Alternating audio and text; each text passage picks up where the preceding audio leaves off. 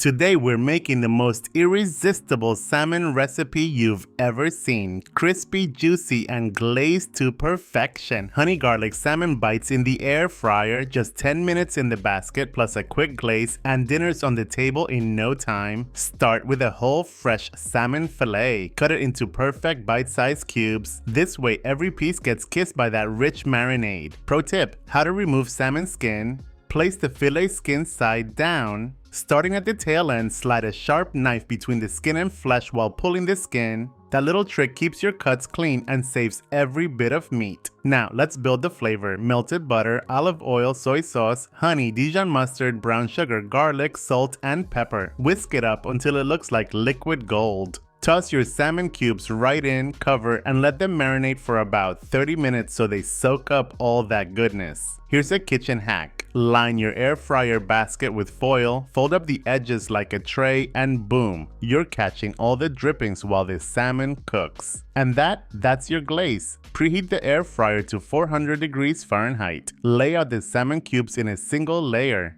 Pro tip: cook in batches for even caramelization. If you overcrowd, you'll end up steaming instead of crisping.